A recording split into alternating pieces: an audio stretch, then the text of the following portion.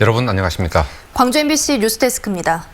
광주 전남에서는 오늘로 닷새째 신종 코로나 바이러스 추가 확진자가 나오지 않았습니다. 진정 국면으로 보여서 다행입니다만 경제에 미치는 파장은 계속되고 있습니다. 광주시는 긴장 상태를 유지하면서 소상공인들의 피해를 줄이는데도 역량을 모으기로 했습니다. 송정근 기자의 보도입니다. 22번째 신종 코로나 바이러스 확진자가 나온 이후 닷새째 광주와 전남에선 확진자가 발생하지 않고 있습니다. 16번째 확진자와 18번째 확진자가 접촉한 449명 가운데 152명이 자가격리에서 해제됐습니다. 남아있는 자가격리자는 297명이고 발열 등 증상이 없으면 오는 19일 0시까지 순차적으로 자가격리에서 해제될 예정입니다.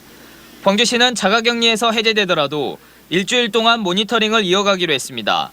메르스 때 이렇게 사례를 보니까 일주일 정도 모니터링을 추가로 이렇게 한 사례가 있습니다. 그래서 저희들도 그런 것을 지금 그 후속 계획에 넣어서 신종 코로나 바이러스가 광주에서 주춤하고 있지만 광주시와 보건당국은 긴장의 끈을 놓치지 않고 있습니다. 이번 달 중순 이후부터 광주 지역 대학을 다니고 있는 중국 유학생 2,600여 명이 입국할 예정이기 때문입니다. 대학들은 학교 기숙사나 원룸을 통해 중국 유학생들을 격리할 계획이고 광주시는 중국 유학생들이 고열 등 증상을 보일 경우 선별적으로 진단검사를 실시하기로 했습니다. 그 고열이라든가 그 호흡기 질환 이런 게 있을 때 선별적으로 그 사람들을 우선적으로 검사할 수 있는 그런 시스템으로 움직이게 될 것입니다. 광주시는 또 17억 9천만 원을 긴급 투입해 저소득층에게 마스크를 구입해 주기로 했습니다. 소상공인 피해를 줄이기 위해 시청 구내 식당을 내일부터 일주일 동안 일시적으로 문을 닫기로 했고 커피숍에서도 일시적으로 일회용품을 사용할 수 있게 했습니다. 지역경제 피해 최소화하자 이렇게 강조하였습니다. 이와 관련하여 일단 어려움을 겪고 있는 지역 그 식당과 음식점을 돕기 위해서 우리 시청 구내식당 급식을 일시 중단하기로 하였습니다. 또 바이러스 검사 대상이 확대된 이후 검사를 원하는 시민들이 늘어남에 따라 검사를 할 수 있는 선별진료소를 추가하는 방안을 검토하고 있습니다. MBC 뉴스 송정근입니다. 신종 코로나 바이러스 때문에 저소득 노인들이 어려움을 겪고 있습니다. 일거리를 놓친 분들이 있고 밥 먹을 곳이 마땅치 않아진 분들도 있습니다. 적어도 일주일은 이런 불편이 계속될 것으로 보입니다. 남궁욱 기자의 보도입니다. 광주의 한 노인종합복지관. 점심시간이 가까워오자 어르신들이 하나둘 찾아와 무언가를 받아갑니다. 라면과 육개장 같이 간편하게 조리해 먹을 수 있는 인스턴트 식품들입니다. 밥 대신 요걸 준 것 같구만요. 우리 노인당이 바로 앞집인데 그냥 문을 닫아놓고 다 집에 가 있죠. 신종 코로나 바이러스 감염 우려로 광주시가 노인 무료급식을 중단하는 대신 대체식을 나눠주고 있는 겁니다. 대체식을 받으러 오지 못하는 노인들에게는 직접 배달도 해주고 있습니다. 하지만 모든 노인들이 대체식을 받을 수 있는 것은 아닙니다. 광주에 있는 무료 급식소에서 식사를 해온 노인은 하루 평균 3,800여 명. 이 가운데 기초수급자와 차상위계층 2,400여 명에게만 대체식이 제공됩니다. 한 끼에 2,000원씩 돈을 내고 먹었던 노인 1,400여 명은 대체식을 받을 수 없습니다. 결식을 우려가 있는 어르신들 직접 저희가 전화로 안부 확인도 하고 육개장 한 봉지 그리고 사골곰탕 한 봉지에서 신종 코로나 바이러스로 노인들이 겪는 불편은 이뿐만이 아닙니다. 노인들이 하루를 보내던 노인 종합복지관 역시 문을 닫았고 지자체에서 운영하던 노인 일자리 사업의 85%가 중단됐습니다. 어르신들의 조그만 소득이기 때문에 이런 부분은 이제 추후에 활동 시간들, 현재는 10시간 하는 거를 조금 시간을 조정을 해서 급여를 보전할 생각입니다. 광주시는 오는 19일부터 노인 무료급식과 복지시설 운영을 재개하고 노인 일자리 사업도 다시 시작할 예정입니다. 다만 신종 코로나 바이러스 동향에 따라 재개 일정이 더 늦춰질 수 있다고 말했습니다. MBC 뉴스 남궁욱입니다. 민주당이 광주와 전남 일부 선거구에 후보를 전략 공천할 거라는 설이 다시 흘러나오고 있습니다. 영입 인재들에게 비례대표 자리를 주기 어려워진 상황에서 상대적으로 당선이 쉬운 광주 전남에 배치하려는 거 아니냐 이런 분석이 나옵니다. 보도에 이계상 기자입니다. 4.15 총선을 앞두고 민주당의 1차 인재 영입이 마무리됐습니다. 전국 법관 대표회의 초대 의장을 지낸 최기상 전 판사가 영입 인재 20호로 민주당에 입당했습니다. 최 전 판사가 광주에서 고등학교를 졸업한 데다가 최근 광주의 한 지역구에서 최 전 판사가 포함된 여론조사가 진행돼 해당 지역구 출마 가능성이 거론되고 있습니다. 서울 북부지법 부장판사와 전국 법관 대표회의 의장을 지낸 최기상 씨에 대해 알고 계십니까? 민주당 영입 인재 4호인 소병철 전 대구고검장 역시 고향인 순천 지역구에 출마할 가능성이 높다는 전망입니다.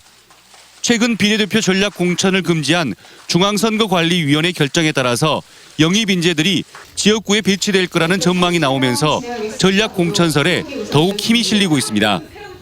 하지만 지역구에서 왕성한 활동을 해온 후보 대신 영입 인재를 일방적으로 전략 공천할 경우 지난 20대 총선 때처럼 혹독한 민심 위반을 불러올 수도 있어서 민주당의 고심이 깊어지고 있습니다.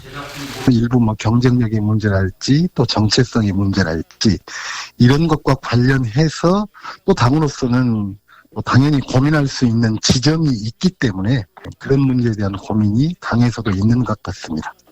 민주당 경선 후보가 오는 20일쯤 결정날 예정인 가운데 전략 공천 지역구와 대상자는 늦어도 이번 달 안에 판가름 날 것으로 전망됩니다.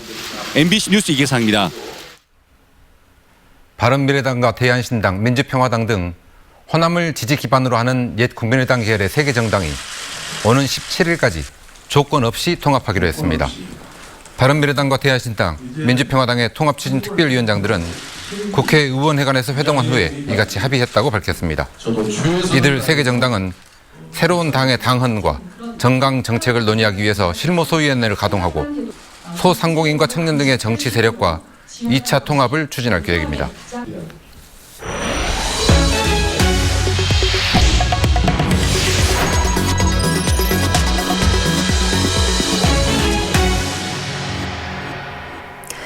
농협이 불법 노점을 막겠다며 도로 복판에 비료를 산더미처럼 쌓아뒀습니다. 이 역시 불법이지만 자치단체는 이러지도 저러지도 못하고 있습니다. 불법에 불법으로 맞선 현장을 김종수 기자가 취재했습니다. 시민들이 오고 가는 도로 위로 까만 적치물이 눈에 띕니다. 어른키를 훌쩍 넘는 크기로 도로 끝을 따라 위험하게 쌓여 있습니다. 이번 인도에다 나눌 수는 없는 거잖아요. 한 10개를 쌓아놨잖아요. 이 적치물의 정체는 다름 아닌 농업 비료. 불쾌한 냄새까지 새어나오다 보니 시민들까지 눈살을 찌푸립니다. 취재 결과 비료를 불법으로 쌓아놓은 곳은 인근에 위치한 농협이었습니다. 장날마다 반복되는 불법 노점을 막기 위해 일시적으로 비료를 쌓아둔 겁니다. 그러나 해당 상인들은 강하게 반발하며 어이없다는 반응입니다. 닷새마다 한 번씩 영업을 하고 있는 자신들 역시 불법을 피해갈 수 없다면서도 공용시설인 도로에 불법 적치를 한 농협의 행태도 이해할 수 없다고 주장합니다. 저희 또한 이성적으로 얘기를 해서 조율돼야 될 부분은 조율되고 그랬으면 좋겠는데 이거는 합법적이지 않잖아요. 농협 측도 억울하다는 입장입니다. 고객들과 시민들의 불만을 줄이기 위해 오랫동안 이동 요청을 했는데도 상인들이 거부해 불가피한 결정을 하게 됐다고 강조합니다. 인도가 인도로서 사용이 되게끔 만들어주는 게 맹점이지 장사를 하고 못하고 맹점이 아니잖아요. 여기는 시장이 아니기 때문에 그게 맹점이지 다른 맹점은 흐리면 안 된다고 보거든요. 합법적인 판매를 유도하기 위해 상인회와 논의까지 거쳤지만 해결의 실마리를 찾지 못했다면서도 결국 적치물을 치우겠다고 밝혔습니다. 광양시도 난감하기는 마찬가지. 단속 등을 통한 도로관리의 주체임을 인정하면서도 상인들의 생존권을 가쿠자기 박탈하는 게 현실적으로 어렵다고 하소연합니다. 이에 맞춰 지속적인 계도 활동을 통해 상인들을 시장 안으로 유도하겠다고 밝혔지만 근본적 해법이 될지는 미지수입니다. 불법 노점을 바라보는 다양한 사회적 시선이 존재하고 있는 가운데 불법에 불법으로 맞선 농협의 이번 태도는 수긍하기 어려워 보입니다. MBC 뉴스 김종수입니다. 지역 농협이 일정 규모 이상의 농산물을 사들일 때는 반드시 리스크관리위원회를 거쳐야 합니다. 과다 매입할 경우 발생하는 위험과 부작용을 막기 위한 건데 제대로 지켜지지 않고 있습니다. 박영훈 기자가 취재했습니다. 전남의 한 지역 농협입니다. 지난 3년간 농협이 사들인 주요 농산물의 매입 내역을 들여다봤습니다. 벼와 구기자 등 해마다 2개 품목에서 10억 원 넘게 사들이고 있습니다. 그 상품이 안 좋아도 우리가 농민들 생각해서 우리가 다 사준 거예요. 단일 품목에 대해 10억 원 이상 수매할 경우 자체 리스크관리위원회를 거쳐야 하지만 거의 지켜지지 않고 있습니다. 왜 그럴까? 해마다 연초에 작성하는 게 사업계획서인데 이 사업계획서상 10억 원이 넘을 때라는 규정 때문입니다. 사업계획서에 낮은 액수로 계획을 세웠다가 갑자기 증액하면 위원회 심의 없이 예산 집행이 가능한 겁니다. 리스크관리위원회에서 결정을 해가 모든 것을 결정해서 거기서 등위도 정하고 가격도 결정하는 것이 농협 생태 공조입니다. 그런데도 모든 것을 전부 다 자쳐버리고 위험성 검토 없이 추가 집행된 예산은 이 농협에서만 3년간 20억 원. 투명한 예산 집행과 경영 효율성을 높이겠다고 도입한 제도가 허술하게 운영되면서 사고 위험성을 키우고 있다는 지적입니다. MBC 뉴스 박영훈입니다. 국세청이 중흥건설에 대해 특별세무조사를 착수했습니다. 세정당국에 따르면 서울지방국세청 조사사국 직원들이 최근 중흥건설 본사를 방문해 세무 관련 서류 등을 확보했습니다. 서울지방국세청 조사사국은 특별세무조사를 전담하는 조직으로 세정당국은 이번 세무조사에 대해 구체적인 내용은 확인해 줄 수 없다고 밝혔습니다. 중흥건설은 재계서열 34위인 중흥그룹의 주력 계열사로 중흥그룹은 2018년 기준 자산 총액이 9조 5천억 원에 이르고 있습니다. 오늘 오전 11시쯤 광주 광산구 송정변전소에서 설비 교체 작업 중 폭발이 일어나 일대 아파트 3,000세대가 정전됐습니다. 전력은 11시 30분쯤 복구됐지만 설비 교체 작업을 하던 작업자 2명이 다리에 가벼운 화상을 입어 병원으로 이송됐고 아파트 주민 3명이 승강기에 갇혔다가 소방당국에 의해 구조됐습니다. 소방당국은 개폐장치 내부에서 폭발이 일어난 것으로 보고 정확한 사고 원인을 조사하고 있습니다. 핵 폐기를 요구하는 전국 시민단체들이 오늘 한빛원전 앞에서 핵발전소 폐쇄를 주장하며 오체 투지 행진을 벌였습니다. 핵 폐기를 위한 전국 네트워크는 탈핵을 하겠다는 정권에서 에너지 과잉 시대로 진입하게 됐고 핵발전소 수출까지 이루어지고 있다며 그 바탕인 원자력진흥법을 폐기해야 한다고 주장했습니다. 핵 폐기를 위한 전국 네트워크는 3월 11일 후쿠시마 원전 사고 9주기를 앞두고 핵 발전의 위험성을 경고하기 위해 지난 5일 결성됐고 국내 원전을 돌며 오체 투지 행진을 벌이고 있습니다. 학생을 성추행하거나 학대한 교사에게 법원이 잇따라 벌금형을 선고했습니다. 광주지방법원 형사 12부는 고등학생 여제자를 성추행한 혐의로 기소된 모 고등학교 체육교사 51살 A씨에 대해 벌금 700만 원을 선고했습니다. A씨는 지난 2016년 학교 체육관에서 피해 여학생의 팔목을 붙잡고 쓰다듬는 등 추행한 혐의로 기소됐습니다.